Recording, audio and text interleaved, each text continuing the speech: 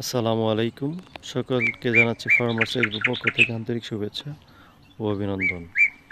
এই গরমের তীব্র তাপ থেকে অবশেষে আল্লাহ তাআলা আমাদেরকে রক্ষা করলো।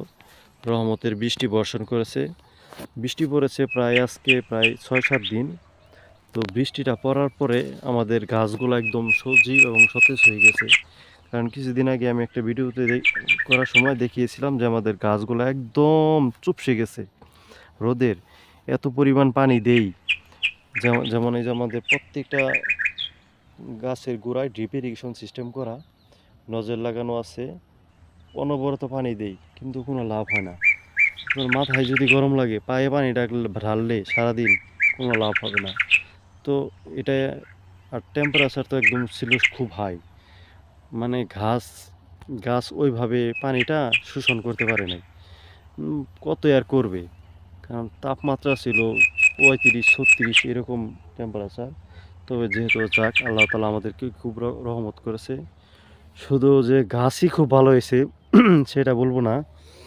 দেখেন কি পরিমাণ ঘাস হয়েছে এই 5-7 দিনে।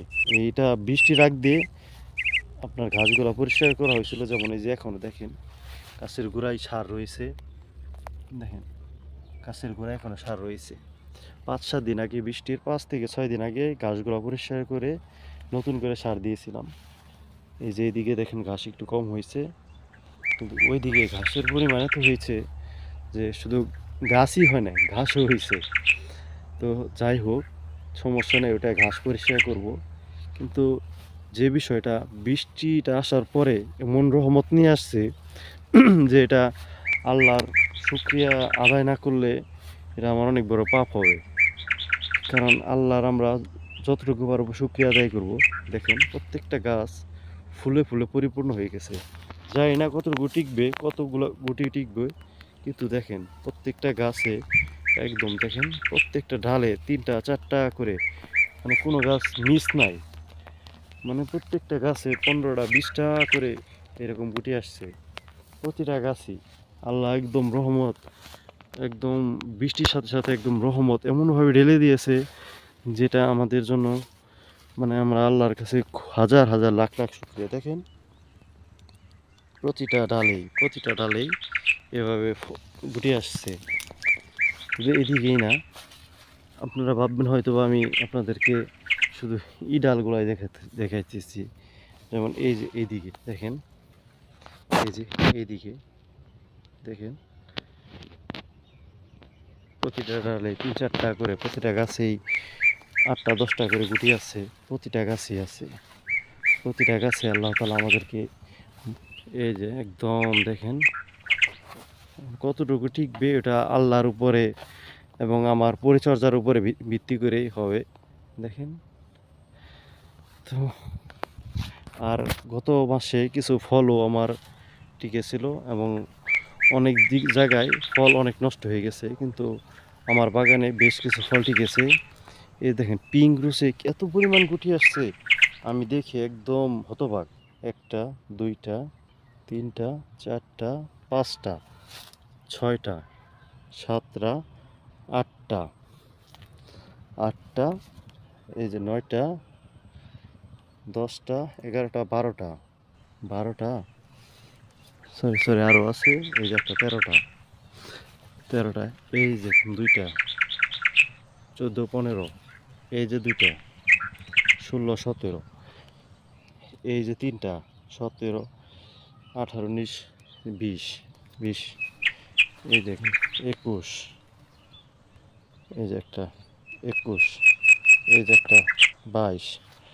মানে ওই পাশে আছে, ওই পাশেও আছে, আমি শুধু এক পাশে গুনলাম যে 22টা।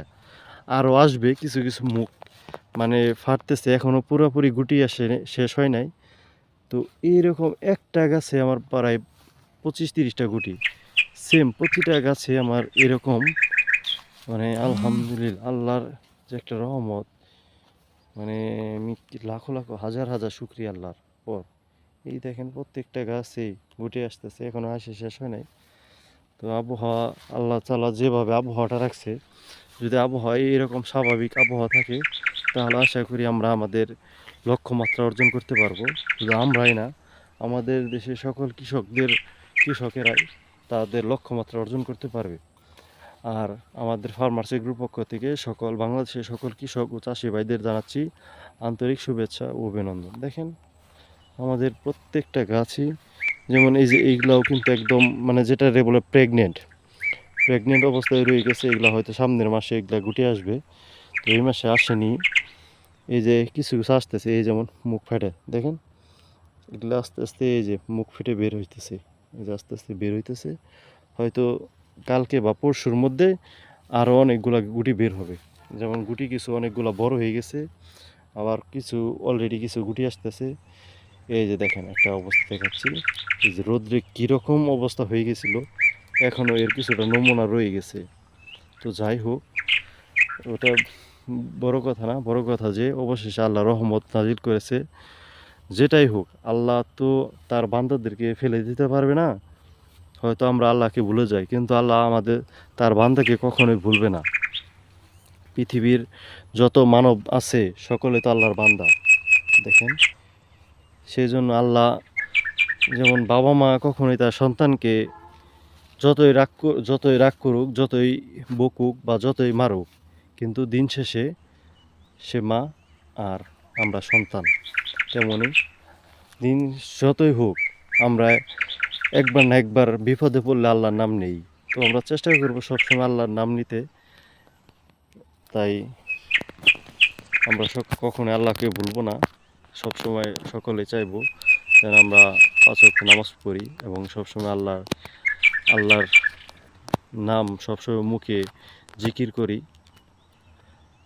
আর তাই সকলকে জানাচ্ছি, সকলে সুস্থতা কামনা করে আমি আমার এই বক্তব্যটাই, আমার ভিডিওটা এখানে শেষ করছি। সকলে ভালো থাকবেন। আসসালামু আলাইকুম।